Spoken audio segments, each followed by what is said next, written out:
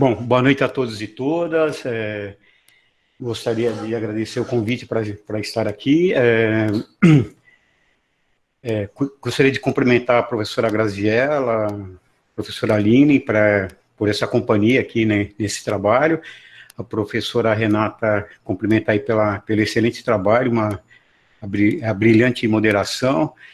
O MDE como um todo, nós estamos aqui parte dele, mas a professora Roseli, né, que também esteve com a gente, e o centro acadêmico que vocês já colocaram. Eu estruturei um trabalho aqui e tal, mas para passar uma realidade dentro das cidades, né, então vou trabalhar com vocês a questão das cidades e vamos iniciar esse trabalho. Assim, de maneira geral, a gente vai fazer uma síntese, né, até em razão do tempo, tá? Então, na verdade, eu inicio a minha fala com uma importante decisão do STF, né, no dia 15 de abril, que deu aos estados, né, e aos municípios a autonomia de determinar o isolamento social, né, em meio à pandemia do coronavírus. Embora esse debate seja apenas um elemento dentro do contexto político, jurídico, institucional bastante tumultuado, temos que ressaltar que, por ser evidente que os prefeitos e governadores tenham competência concorrente em matéria de saúde pública, acaba definitivamente esse debate, né, sobre a possibilidade da regulamentação da quarentena sem a interferência federal. Ficou demonstrado nessa decisão prolatada que a Constituição prevê autonomia aos entes da federação, conforme dispõe seu artigo 1º. Assim, os municípios, ente que vamos tratar aqui com maior ênfase, né, formam a união indissolúvel da República Federativa do Brasil. E a referida competência comum está sacramentada no artigo 23, inciso 2. Portanto, cabe aos municípios a adoção de providências a fim de proteger a saúde da população, né? Embora seria preciso discutir sobre a sua possibilidade técnica, em razão de regra geral, não dispor de corpo técnico. A Aline terminou adiantando um pouco essa questão, essa crítica que a gente faz. A decisão pontua, né, em seu corpo a necessidade do tratamento técnico, científico, desta pandemia gravíssima, que vem aumentando o número de mortos a cada dia. E, para além disso, deixar consignado que será necessário conter a prática genocida demonstrada nas atitudes do presidente da República. E, nesse sentido, não nos revela dúvida de que precisamos prudência, ponderação e responsabilidade para combater a crise. Um dos caminhos para avançar seria trabalhar de maneira coordenada essas 3 esferas de governo. Afinal, o federalismo cooperativo exige diálogo e liderança política. Nesse momento, precisaríamos entender que a evolução da pandemia ainda é imprevisível e repleta de surpresas, que o ideal seria realmente, né, o governo federal unir esforços com estados e municípios, não só para gerenciar a crise, mas para construir coletivamente soluções, né? Isso é importante. Aí, tentando entender um pouco a busca de soluções para a crise em âmbito global, encontramos estudos que indicam os desafios para mitigar os efeitos da Covid-19 nas cidades, né? Incentivar o trabalho em casa, que tem sido feito muito isso, né, de maneira geral. Estabelecer a comunicação transparente entre o governo e a população, isso no Brasil está problemático. Apoiar a população vulnerável e as pequenas empresas. Promover a inclusão digital, o mecanismo necessário do Doravante. Contribuir efetivamente, né, com as lideranças locais, né, tanto no sentido de sugerir medidas, como no respeito às medidas adotadas, né. A gente vê o pessoal passeando por aí. Cobrar dos governos locais o investimento em tecnologia, saúde e educação. Acho interessante resgatar né, parte da história da cidade, eu já mostro alguns mapas para vocês, né, para compreender um pouco esse momento que vivemos. E nesse cenário histórico, observamos que o urbanismo esteve ligado ao saneamento. E o saneamento foi um dos primeiros grandes problemas da urbanização. Então, para esse resgate, retornamos a Paris de 1858, né, que se transformou com a remodelação de Haussmann, que foi nomeado prefeito por Napoleão III, abrindo grandes avenidas, demolindo cortiços. Este plano executado se propunha a trazer luz, água limpa, ar e saneamento à antiga cidade medieval. Porém, esse processo baseado na higienização expulsou os pobres dos centros. Isso ocorre dentro de uma conturbada disputa política e sanitária. Então, para mostrar que não é coisa de agora, né? Ebenezer Howard procura resolver a vida insalubre da antiga Londres com a proposta da Cidade de Jardins, né, em 1898, que oferecia melhores condições aos trabalhadores fora da centralidade. Então, na verdade, na Revolução Industrial, eu tiro as pessoas do centro, né? Já no Brasil, a partir de profissionais, as grandes intervenções urbanas também iniciaram a partir de profissionais ligados à área médica, né? Os chamados sanitaristas, né? No Rio de Janeiro, uma das transformações mais marcantes foi a movida pelo então prefeito Pereira Passos, né? Que, inspirado em Haussmann, em 1902, começou a abrir avenidas e demolir centenas de cortiços, chamados, à época, de cabeças de porco. Também basado parcialmente na teoria miasma, doenças que provinham de odores fétidos, né? É uma teoria obsoleta, mas que colaborou com medidas como enterro de cadáveres, coleta de lixo, sistema de esgoto e outras medidas sanitárias utilizadas atualmente.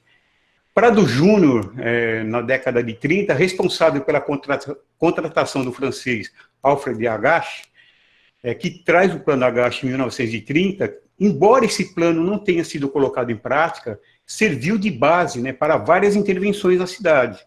Imaginem, colegas, que esse plano defendia a total destruição das favelas em razão da possibilidade de transmissão de infecções epidêmicas para todos os bairros através dos quais se infiltravam. Dizia-se, referindo ao aglomerado, a sua lepra suja avizinha as praias e os bairros mais graciosamente dotados pela natureza. Consta do plano, né, essa estruturação. Alguns anos depois, Saturnino de Brito começa a tornar um expoente nacional sanitarista, bebendo diretamente na fonte dos franceses, sanitaristas franceses, e influenciando a urbanização de mais de 50 cidades em todo o país. Mas a intervenção da cidade de Santos foi a que o projetou nacional e internacionalmente. Santos vivia, na época, uma epidemia de doenças como varíola, peste bubônica, disenteria, febre tifoide e outras, né? É justamente nesse contexto que surge o modernismo, talvez um dos movimentos mais influentes da nossa urbanização. 33, o arquiteto urbanista suíço, Le Corbusier, publica a Carta de Atenas, dentro de uma proposta higienista, tentando evitar os germes mortais causadores da tuberculose, né? Um pouco mais à frente, deixamos de querer mudar radicalmente a estrutura da cidade em virtude de epidemias. Talvez aí comece o engano. A estrutura de saneamento permitiria ver uma outra concepção de cidades. Porém, as soluções não alcançam, até hoje, os núcleos urbanos informais, ainda sem sistemas de saneamento. Falando agora um pouco da concepção das cidades, hoje, a realidade parece conspirar com aquilo que define como espaço apropriável que sustenta a vida. Sim, colegas, o acesso à cidade se faz através do corpo, que ocupa os espaços onde se realiza a vida e as suas relações mais finas. Portanto, um espaço palpável, real e concreto. Uma realidade vivida por tempos, no tempo e no espaço, resgatando o direito à cidade de Lefebvre. Portanto, a cidade, mais que tudo, é a presença que nos é retirada bruscamente pela Covid-19. Nesse caso, em pauta, trato dos usos dos lugares, das múltiplas atividades que pontuam o nosso cotidiano, tornando-o possível e que podem ser reconhecidos nos pequenos atos corriqueiros e aparentemente irrisórios, que hoje não são mais irrisórios, como os encontros, que saudade, de ir e vir, né, de ir às compras, ao trabalho, à escola, ao cinema. Essas pequenas ações mencionadas sedimentam os laços de identidade entre os habitantes e a cidade. Constituem, então, na formação da história coletiva, isto é, na essência humana da própria obra civilizatória. Porém, hoje, limitada à linha demarcatória pelo limiar da porta da morada, que marca o dentro, o seguro, e o fora, o perigoso, ameaçador. Não resta dúvidas. Releva-se um novo tempo. Alguém discorda? Né? Um tempo para a contenção do Covid-19.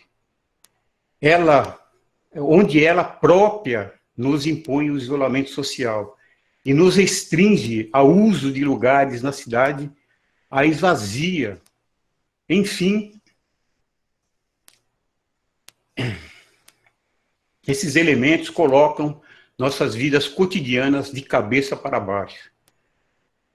Por ver negado ao cidadino a apropriação da sua cidade, que deveria ser condição natural da realização da vida em sociedade. Estamos falando de nos enxergarmos arrancados dos lugares de sobrevivência, né, da convivência e de troca.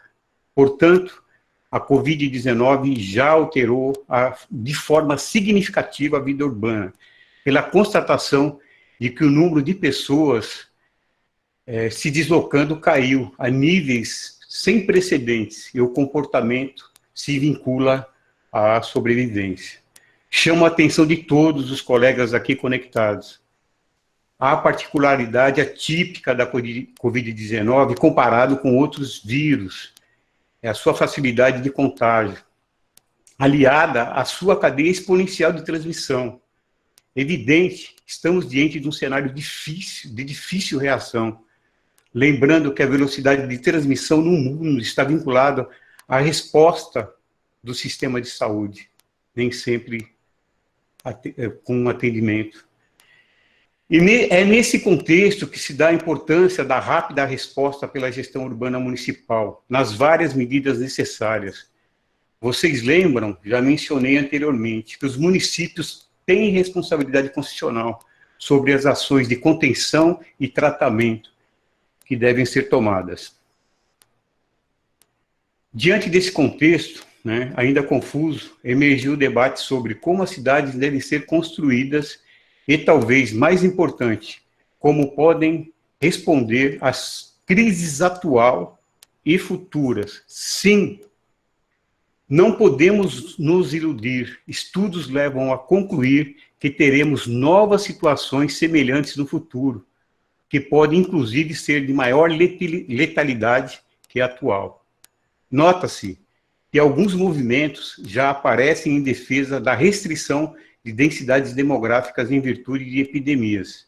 No entanto, entende-se que os problemas de densidade podem ser superados quando há boa gestão pública.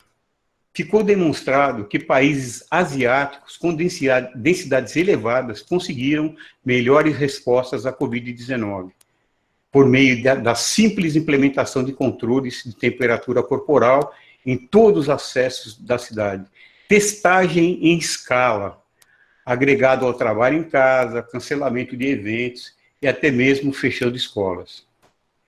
Nesse sentido, precisamos ponderar que exemplos de sucesso pelo mundo mostram que densidades urbanas razoáveis não interferem na boa qualidade de vida, desde que os problemas sejam adequadamente priorizados e boas práticas de gestão urbana sejam implementadas. É inegável que o saneamento seja um dos piores desafios da urbanização. A Covid-19 relevou o tamanho da desigualdade que sempre existiu no país em vários campos, mas não somente revelou, desmascarou o abandono das cidades brasileiras, a partir de questões simplórias, como a de prover água limpa para impedir a disseminação da doença. Com esses parâmetros, é possível dimensionar o tamanho do impacto da Covid-19 nas cidades, a partir das dificuldades da sua contenção. Precisaremos, então, trabalhar escalas suficientes para ter, como exemplo, instalações médicas razoáveis, com leitos adequados para respiradores, para receberem pacientes também nas cidades menores. Outro ponto importante é gerenciar a desigualdade vivida através do modo com que os cidadãos lidam com a pandemia. Revela-se um eclipse parcial. Além disso, temos que nos conscientizar que tentar fazer chegar o silêncio nos extremos é desumano. De um lado, lugares da periferia e do outro lado, bairros do alto poder aquisitivo. Estamos falando de um equívoco paradoxal. Os espaços periféricos de baixo poder aquisitivo sugerem deslocamentos dependentes de transportes coletivos ineficientes, pelo distanciamento de lugares de trabalho, além da precariedade pela deficiência ou ausência da infraestrutura. Enfim, nesse cenário a vida segue, que se dane, com os riscos inerentes, casas pequenas, com muitas pessoas vivendo, sem água, banheiros compartilhados, principalmente mesas sem comida. Imaginem, então. Isso faz com que a rua se torne a condição óbvia do desenrolar da vida, tornando difícil o isolamento social. Vamos refletir conjuntamente. Estamos falando dos sem direito à quarentena, reafirmando desigualdade existente na normalidade, porém revelada de maneira cruel nas estratégias de mitigar a pandemia, que mostra a seletividade no simples ato de ficar em casa e deságua no acesso aos tratamentos nos hospitais. Isso possibilita um aprofundado debate sobre o direito à cidade e a sua repercussão no direito à vida. Não resta dúvida, colegas, que o sistema de saúde nas cidades brasileiras já vinha dilapidado, fator que dificulta a luta contra o vírus. E nesse cenário não é possível conceber a insistência do governo federal em defender o crescimento da economia em detrimento à preservação da vida. Queria mostrar uma radiografia com recorte dos impactos da Covid-19 nos municípios brasileiros. Dizer que temos atualmente 1.002 cidades, né, já com registro de infectados. Delas, 253 registros de mortes. Concentração no Amazonas. Temos no Brasil 324 cidades com mais de 100 mil habitantes, dos 5.570 municípios, acaso registrados em 315. Também registro da Covid-19 em 60% das cidades entre 50 e 100 mil habitantes. Nesse sentido, acho necessário refletir um pouco sobre o direito à cidade e a relação com o combate à Covid-19. Para isto, precisamos levantar algumas questões existentes na cidade vivida, a real, porém invisível às autoridades. Densidade habitacional relacionado ao isolamento social, né? Espaços insalubres resultantes de precário sistema de saneamento básico, higiene das mãos versus falta de água. Mecanismos de sobrevivência para 25% da população economicamente ativa, aproximadamente 46 milhões de pessoas correndo atrás, né, da ajuda governamental e sem, inclusive, conseguir. Né? Os pobres na cidade vivem cotidianamente as catástrofes da violência, das enchentes, deslizamentos, vulnerabilidade de saúde, insalubridade. Eles são colocados em distanciamento do mundo social, longe dos bens públicos necessários à vida em uma sociedade urbana. É possível concluir nesse momento de profunda reflexão que não há saída para restaurar as condições da reprodução da vida, que não passe por soluções coletivas. E deixamos de ser uma sociedade que naturalizou historicamente a extrema desigualdade. As mortes provocadas pela Covid-19 nas cidades brasileiras propõem a empatia pelo outro. Em razão de cada morte de um pobre, não pode deixar de ser vivida com a possibilidade da morte de um rico. Inaceitável o desenrolar da rotina da vida social, mantendo as práticas de distanciamento social pela segregação que permite as mazelas urbanas. Serem representadas como problema do outro, né? Pertencente a outro, mundo social. Já existe uma grande preocupação sanitária nas favelas, pois podem ser afetadas desproporcionalmente. Sabemos que a Covid-19 se espalha dentro de uma comunidade, vai ser muito rápido esse contágio daquela população. Isto em razão do que já expomos exaustivamente. Como já foi dito, e volto a reafirmar, não voltaremos ao período imediatamente anterior à pandemia. Tá? Ou seja, não haverá retorno ao antigo normal. Né? Temos de nos adaptar e se acostumar com o mundo novo. É uma outra situação, é uma outra normalidade. Essa normalidade implicará deixar de dar prioridade à defesa. Como nós poderíamos deixar de dar prioridade de defesa à vida? Fica a pergunta. Será que não deveríamos, por fim, a separação entre processos políticos, capital acima de tudo, e processos civilizatórios? Por exemplo, imaginar o planeta, né, como nossa casa comum, né, com políticas que beneficiem mais pessoas. E a recuperação em frente à Covid-19 tem de ser rápida, justa, verde e inclusiva. Tá? Para encerrar, eu deixo a imagem, tá, do E daí? Agradeço novamente, eu finalizo. De qualquer maneira, eu acho que é um tema que nos emociona,